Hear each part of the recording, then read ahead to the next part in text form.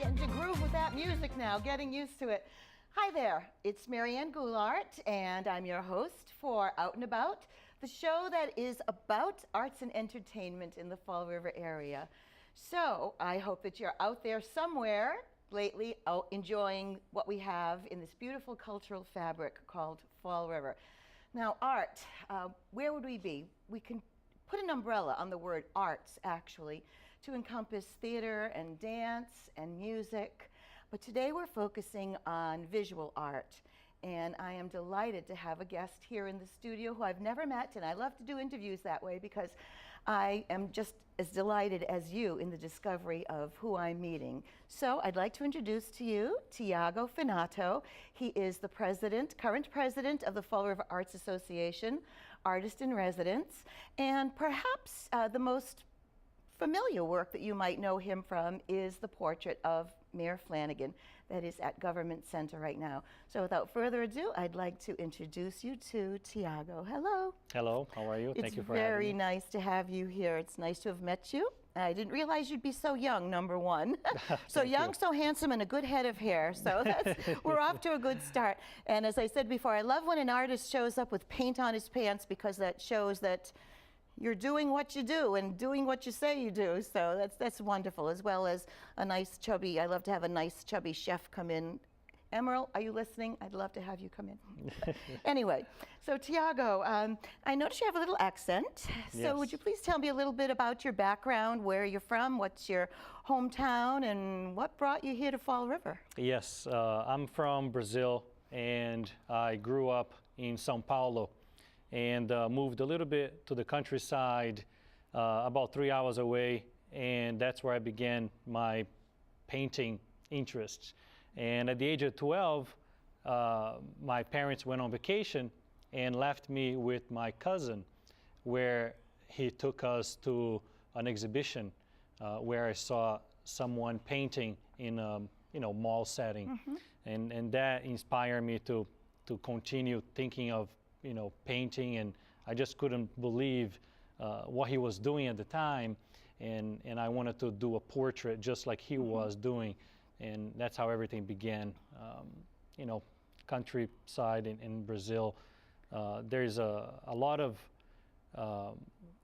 art where I'm from, a lot of people painting oils, and it was interesting to kind of feel that I was in the right place, such a young age, 12 years old, already thinking of, that's what I wanted to do for a living. Now, is the school system the same there? What grade were you in, and how did you get any training, or did you start training then, or just go off on your own? I happened to enroll into an academic setting that replicates the French Academy in 1880, 1890, and my instructor was a person who focused on portraits. So I saw the demonstration being done, and I enrolled into this school who was the focus figurative work and portraiture. So I asked for my instructor to please teach me how to do that. And she did. She says, I'm going to teach you how to do portrait, I'm going to teach foundation drawing, foundation painting, and take you as far as I can. I was there for 5 years. I graduated, I was 17. And in my senior year, I was already working as a portrait instructor and working for her, doing commission work, and had my own little school set up in my house, where I would take private lessons from friends and from instructors, sons and daughters, and the community. So you were a bit of a phenom at the time. Well, advanced for your age, do you think? I realized that I could make money by teaching. Sure. And to teach, I had to know how to draw very well. And I got a lot of compliments since the beginning. That kind of drove me to do more and more and more. I'm sure if I had been said, your painting is really not that great, I probably would have stopped. But I had a good support and I just kept going. I would bring my paintings to my school and show off and show my art teachers, and just one thing rolled into another, and I kept going. Were you all about art at that young age, or did you play sports? Or did you have any other interests? Yeah, my parents, they're both gym teachers, so I was always into one sport or another. I played professional tennis when I was younger, so my parents invested in my brother and I to play sports because they came from that background. But at the age of 16, by the time that came and I wasn't well ranked, I fell back into the arts a little more serious. It was more of your thing. Yes, but I did play a lot of sports. Who knew? Imagine that you'd be playing tennis as well as doing beautiful pieces of art. It ties together sports and art in a way that you have to be self-disciplined. You have to attend your studio. You have to set rules because when you're working in the studio, having your own schedule, having your own kind of idea of what's right, what's wrong, it takes a lot of discipline to kind of figure it out what's the best for the artwork. It takes a lot of thinking, problem solving when you do art, and when you play sports, you have to figure it out, especially tennis, that is a sport that's so individual. You make all the decisions in a way. And practice as well. Oh yeah, a lot of practice. I'm sure there are techniques that took a little longer than others drills for you to master.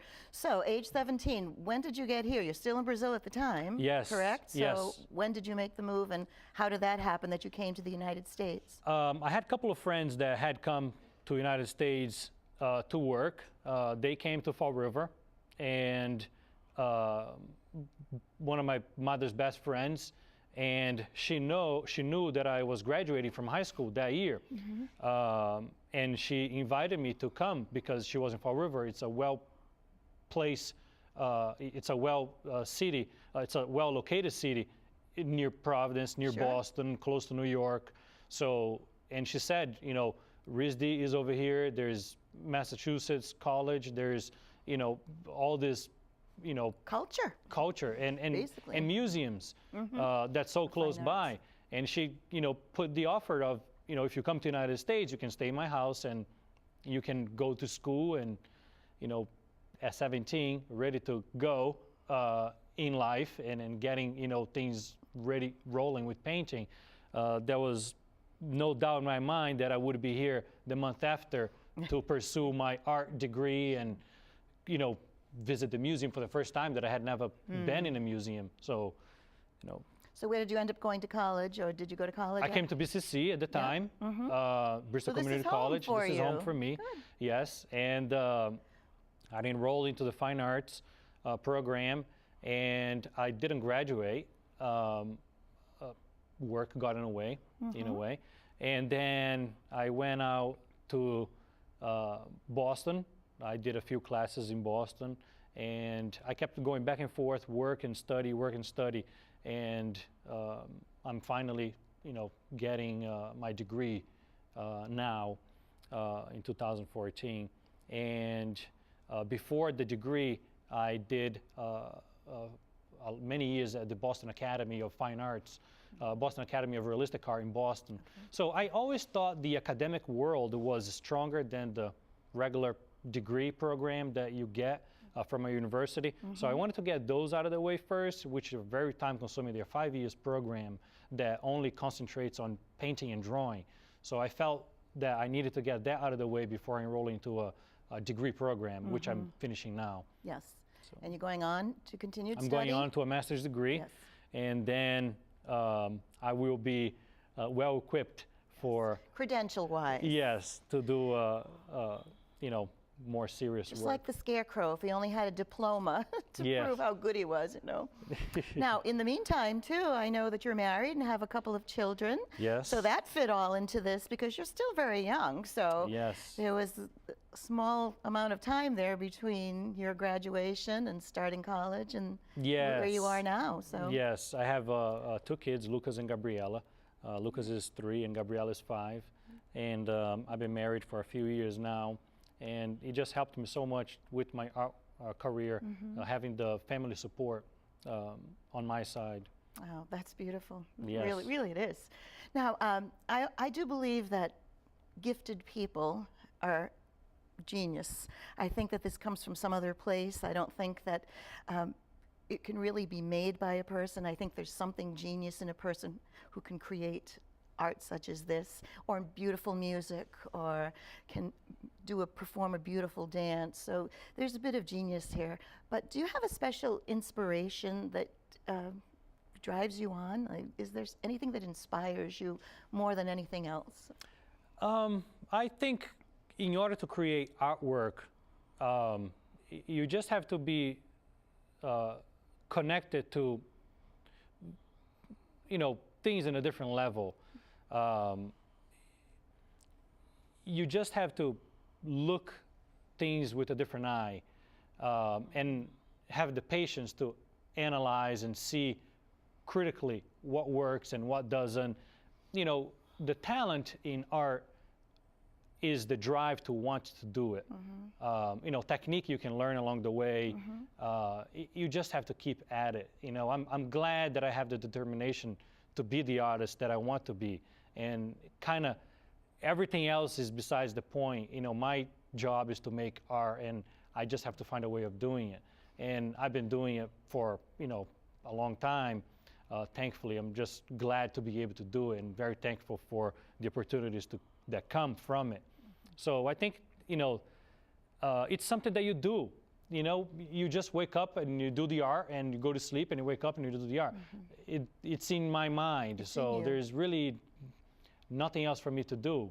So. And I think the best art, in my case anyway, I've only had the basic art courses, but the best art to me is art which touches me, which brings something up, a response, evokes a response for me. Like I'll look at something, go, whatever it is. And it may not be the best piece of art, but if it touches a person and if it brings some level of emotion out in somebody else, I think it's successful. Yeah, my favorite part when I do art is the first reaction when people look at my work. Yep. It's almost, I go through this time of doing the painting, could be weeks, could be months, and in the end, when I show to the public, I get that first reaction.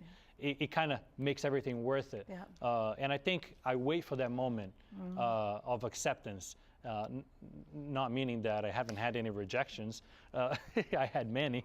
But, that moment of, or either is a good painting or is a bad painting, that completion from artist to public is what I look for. So that's your moment of performance. Yes. Unlike theater arts or music performers who get the constant feedback while they're out there, yours is a process, and that applause, yes, applause is when you've unveiled your work. Yeah, and it happens every time when I have an unveiling to do of a painting. The night before, I'm hardly sleeping because I get so, worried, how is the acceptance?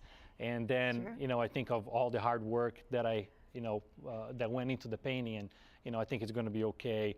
And then when the cloth comes down it's a good moment, and everything makes it, So that really happens? You actually put a cloth over it? Yes, Just like TV? Yes, exactly. That's exciting. Oh, we should have had a cloth. We should have had a cloth on something. We could have done that.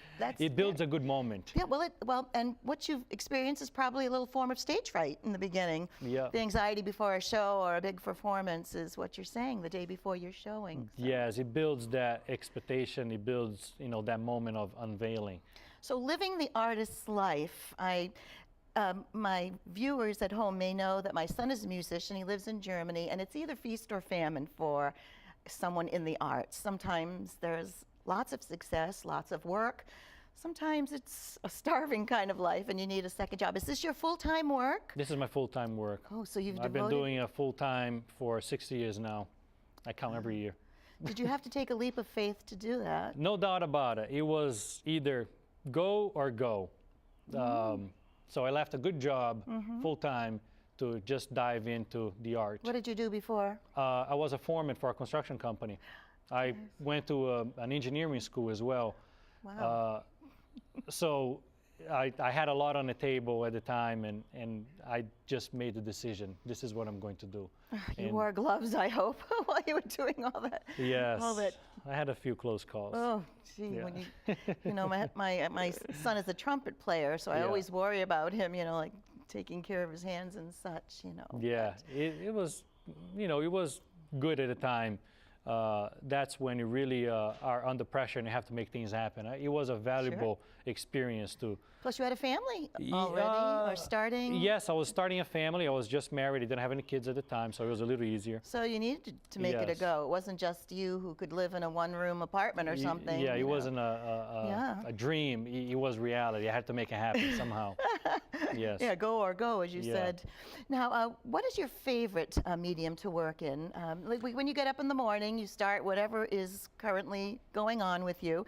And I've been looking at your Facebook, and I know you're challenging yourself with sculpture Yes. lately, which is quite interesting. I've always wanted to have a bust Yeah. made of myself. I volunteer at the Historical Society, and I love those beautiful marble busts that are there, you know, and it's almost inconceivable to me that those were man-made, that it wasn't just stuck in a machine and it came out looking like that, that it was actually a process. Yeah. What's your favorite medium that you... I worked with several mediums before. I worked with, you know, a lot of watercolor, acrylic, oil, and various mediums.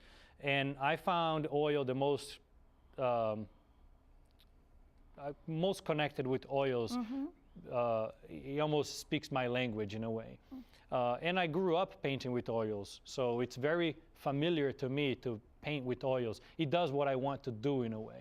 While the other mediums, because I don't know much about them or I haven't spent much time with them, they always take over the artwork instead the other way around. So now I've been experiencing more with sculpting, and just to help me with paint a little bit more. It's, you know, I feel that language is visual language, the music, sculpting, painting, sculpting, and music. They're all very similar in a way. They're all the kind of same thinking. They're just directed to different directions, but they're all the same. So in sculpture, I found that I could use the same visual skill and techniques that I can use in painting and get a similar result. You can actually replicate brushstrokes in sculpture to have the same kind of characteristic, and it's, you know, I've been identifying a lot with sculpture lately, yes. Did anyone train you in that, or did you just decide I'm going to try sculpture? Yes, I decided to take a few classes in sculpture at UMass Dartmouth, and it was eye-opener to me how much more my painting came along because of the sculpting. So you're working three-dimensionally. Actually, do you use a model, or always a model? There's someone I there. always paint with a model, and I always paint from life. I gave up painting from photograph a long time ago. Painting from life is a whole new, it's a whole different level of visual reference that you can collect from. You know, think of photograph, another person sitting next to you having its own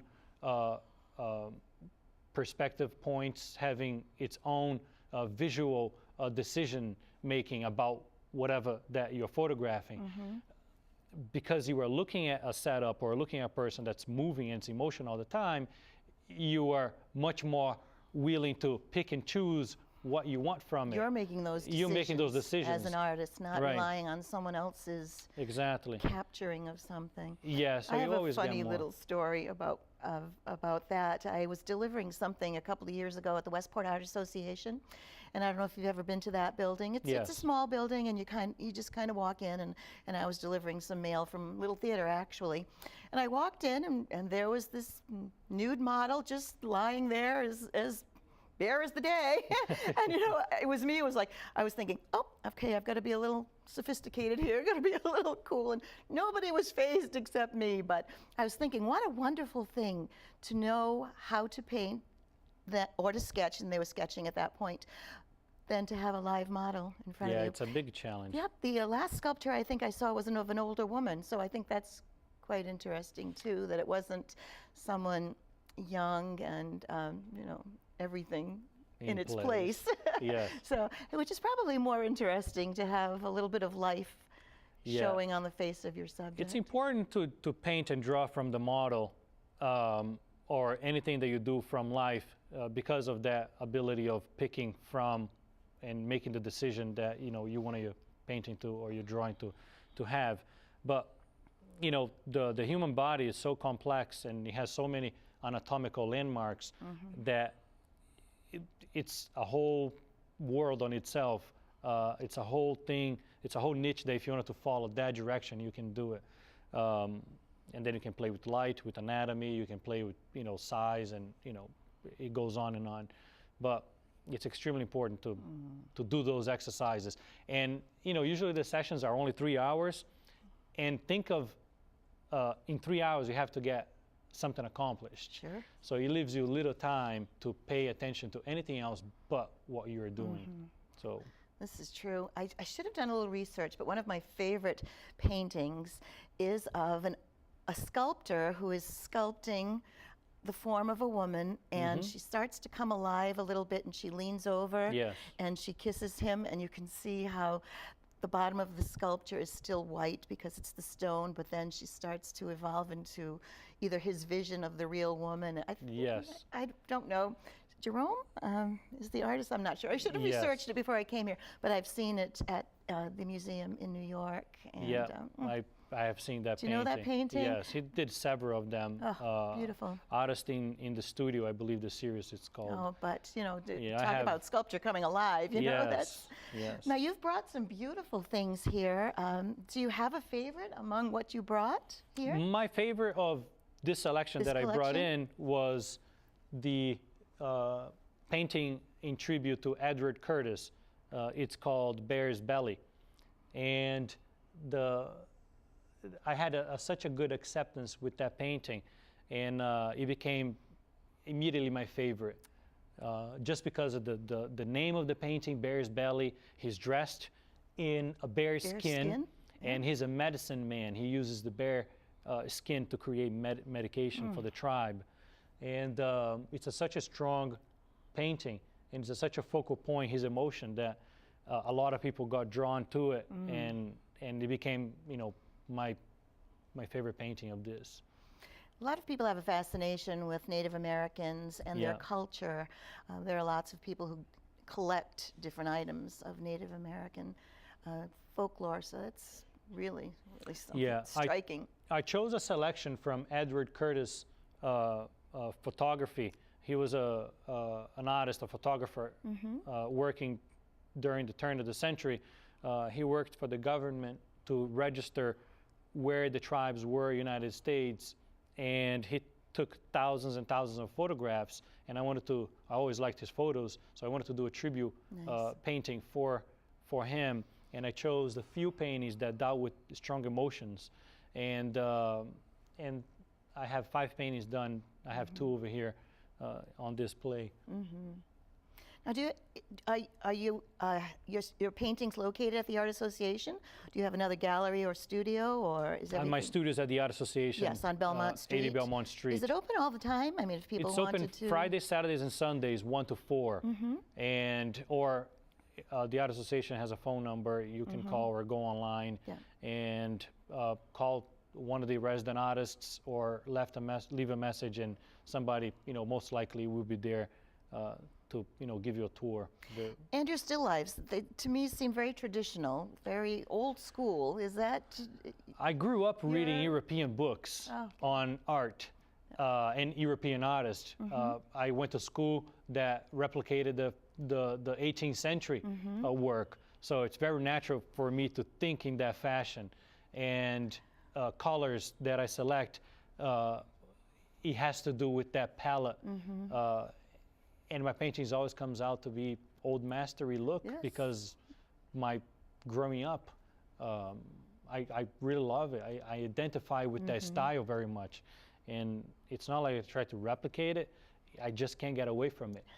It's in you, I suppose. It's just there. The things that I saw from you were some small pieces that you donated to the Historical Society in years past for their palette fundraiser at Christmas time. And I noticed, very similar to Robert Spear Dunning, one of the Fall River artists who did a lot of beautiful still lifes and collections. But he was a very successful artist here in Fall River.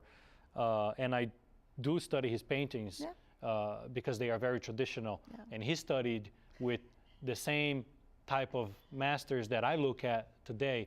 In France, at Barbizon. And he was big into portraiture as well. Right. I think he did some portraits of some of his students. And some of the mayors in Fall River. Yes. As well. So you're following in Robert Spear Dunning's footsteps. I think it's a natural process if you're an artist. You know, you wanted to be successful and, you know, you wanted to push your work forward. You do still lifes, you do landscapes, you do portraits, and whoever's around you, you try to do the best you can to get the paintings in places where you think people are going to look at it. And the opportunity came to do the mayor in Fall River. It was a great painting. You know, we established a great connection. We're still friends today because of that painting. Consequently, I did the Taunton mayor, Tom Hoy, and there was another great connection. So it's just natural to go that direction if you are an artist. Now, did you pitch your offer to them, or did someone come to you and ask if you would be willing to do the official portrait? Yeah, the mayor was looking into get closer to the arts in Taunton and develop the downtown area, create a gallery, you know, create a lot of more movement that has to do with art in the downtown area. And he approached the Taunton Art Association, which I teach as well in there.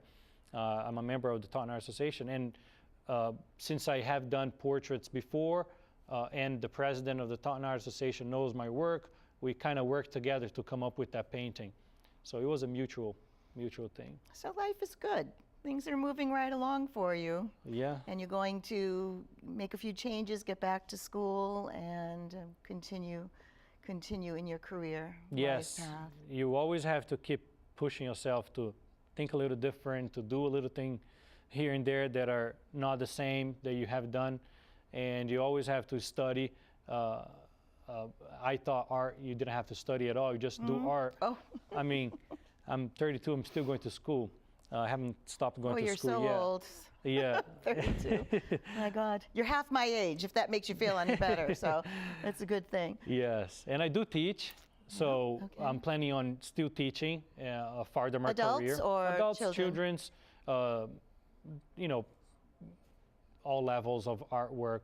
So what's in your future, Tiago? Where do you see yourself heading? I'm pursuing a master's degree now, and I want to wait until that's all said and done, and always keep creative, always keep producing work, always looking for places to put work, do a lot of commission, a lot of portraits, a lot of shows a year. Keep, you know, one day at a time, one go at a time, and just keep moving forward. It's more about learning how to pace yourself for the long run than aim for that big goal, and all of a sudden after you achieve it, there's nothing else after that. So you're living the artist's life, and I congratulate you, and I thank you for being here. It's been delightful Thank you very much. getting to know you in this interview. And to all of you out there in TV land, if you get a chance, and make a chance, go out to the Art Association, go to check out the work of the artists in residence there.